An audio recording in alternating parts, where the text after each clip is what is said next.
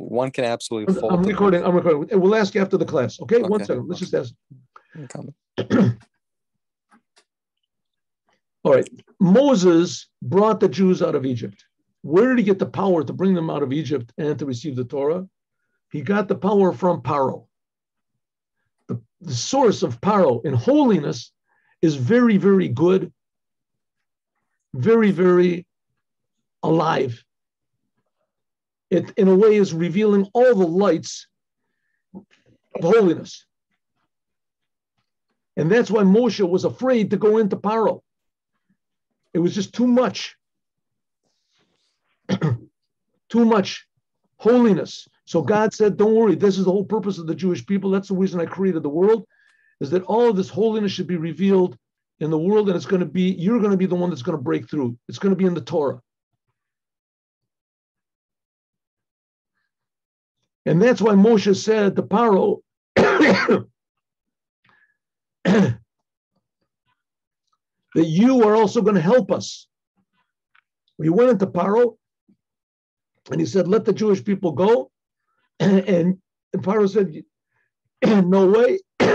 Moses said to Paro, not only are you going to let us go, but you're going to give us the sacrifices that we're going to sacrifice. You're going to have to help us. Atati ten biyadenu, you're going to put in our hands v'chim v'olot, the sacrifices and the other type of sacrifices. V'asinu, then we'll make these sacrifices to God.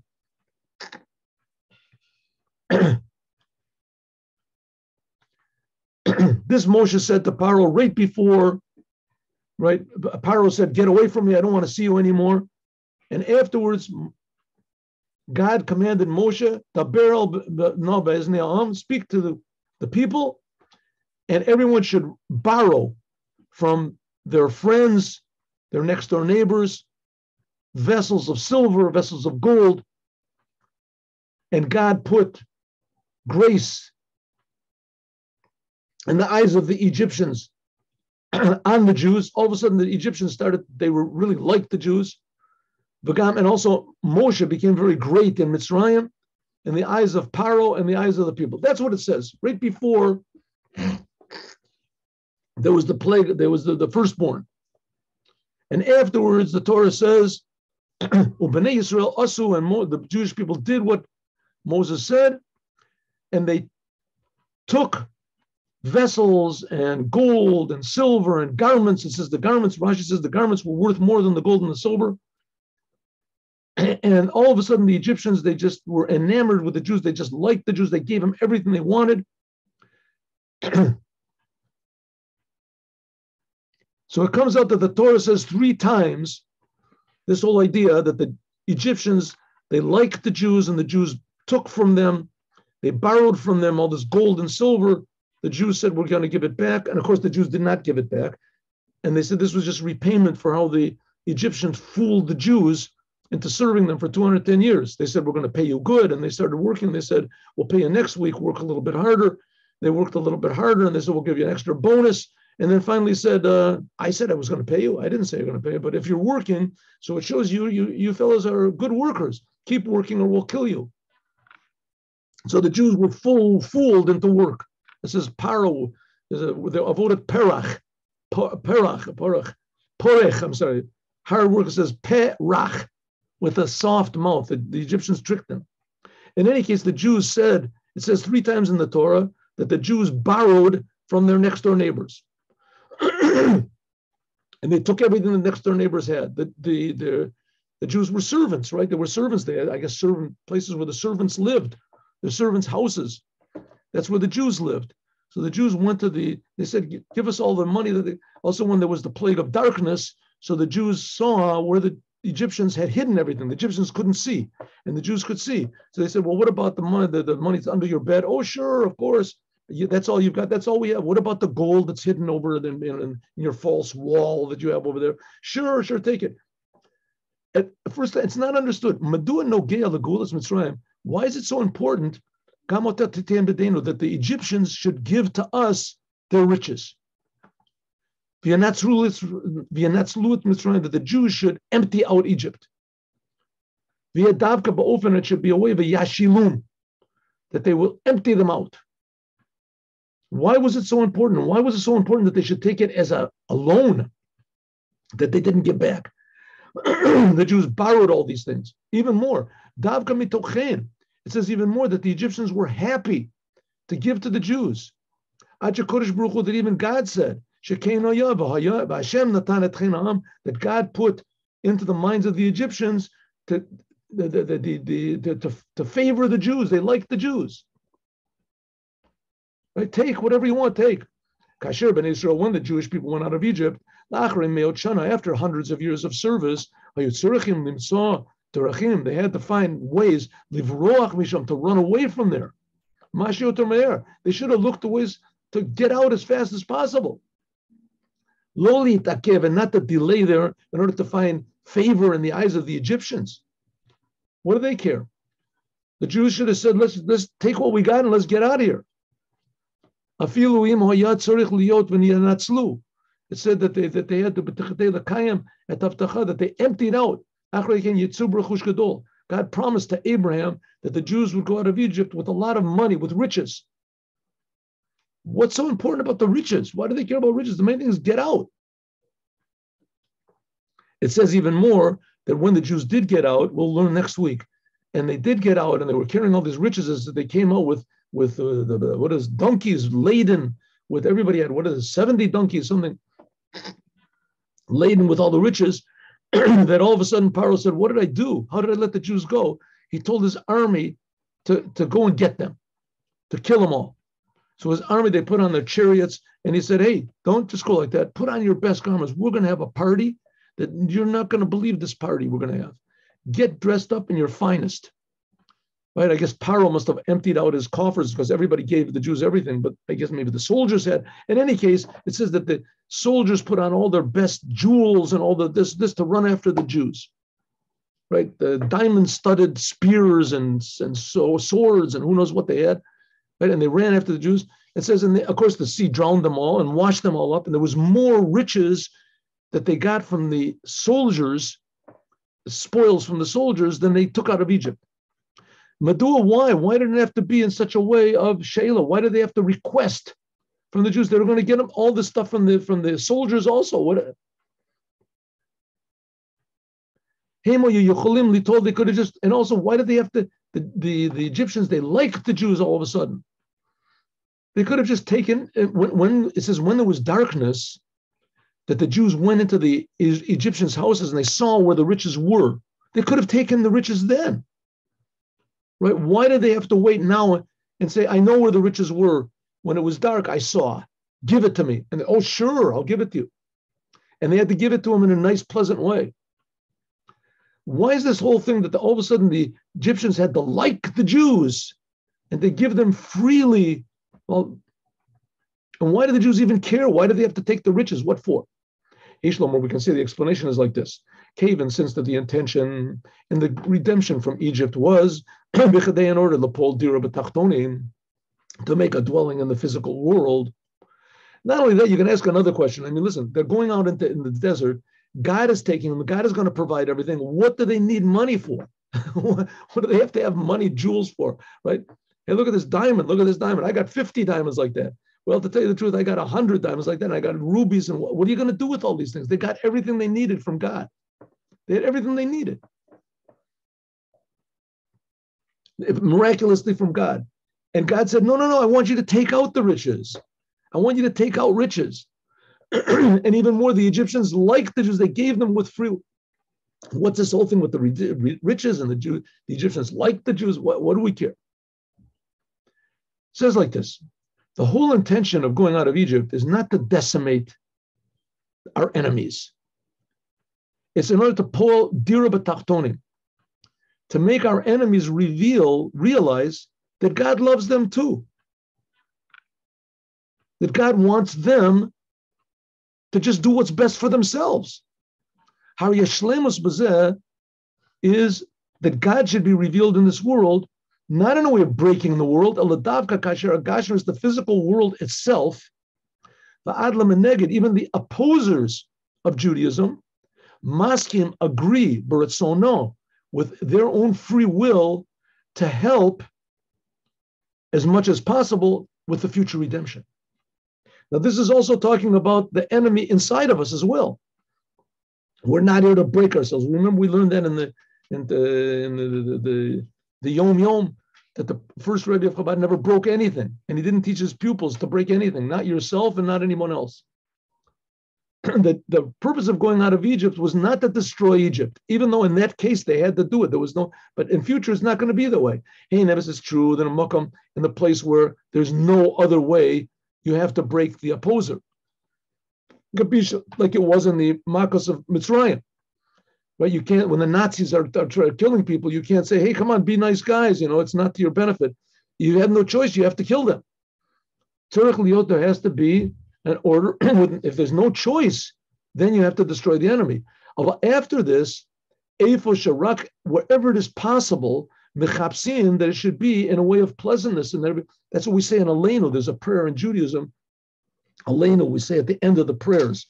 The Ashkenazic way is next to the end, but we say at the very end. In any case, it's a prayer that everybody says, and it's Aleinu. It says that all the evil people will turn to you, God.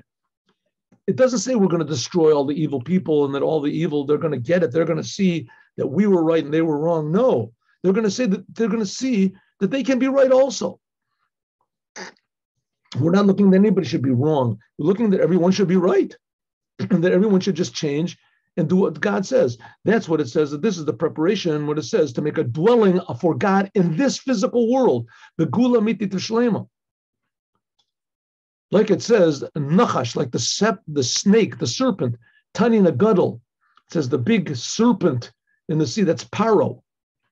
It says in the future, shamish gadol lekadusha. It says that the serpent that convinced Eve, Chava, to eat from the tree, that serpent is the evil inclination, it's the bad, whatever it is.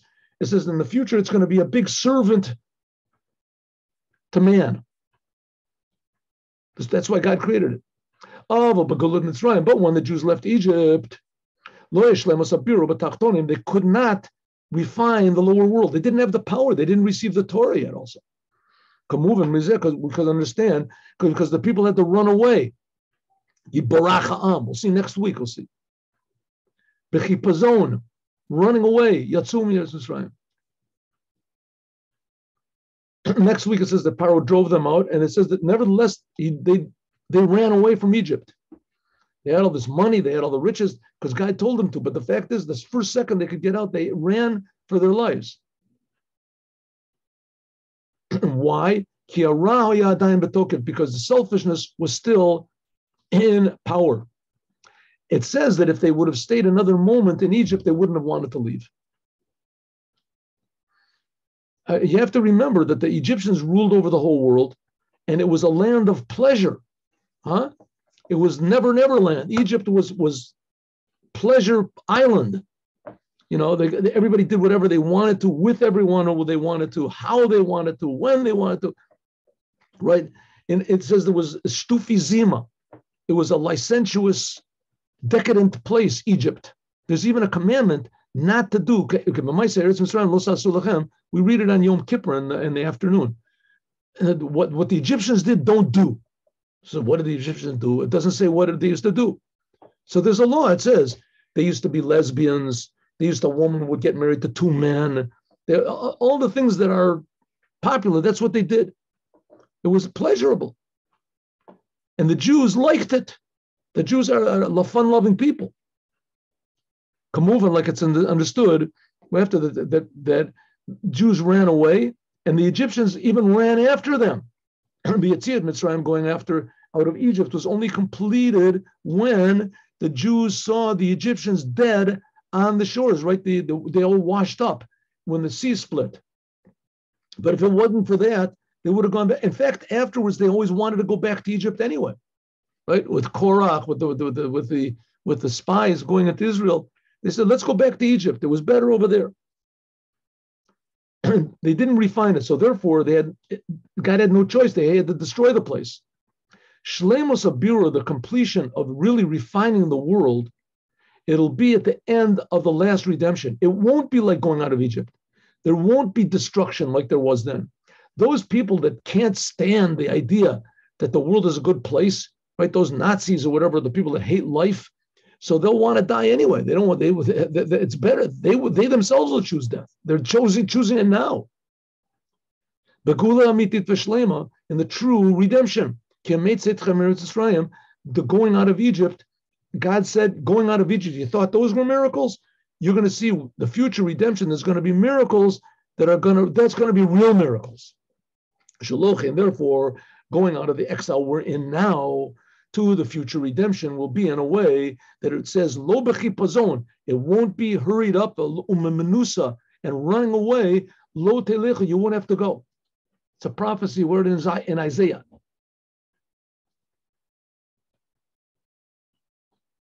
Because ruach hatuma, because the spirit of impurity will be taken away from the world. Eventually, there won't even be death. Look, and therefore, yotzim yagalus, the Jews will go out of exile. Aval ba'ofen de menucha will go out in an easy way, in a pleasant way, in a pleasurable way. It won't be a big catastrophes, and there'll be big lights, and there'll be big. But tachlis eshlemos vabrios, neshamas begufim, souls and bodies. And will go immediately to eternal life without any delay. Shall neshamas begufim begula mitis shlema, there'll be a total redemption. But tachlis shlemos eschar, that will be the total redemption and reward for everything we've been doing up to now.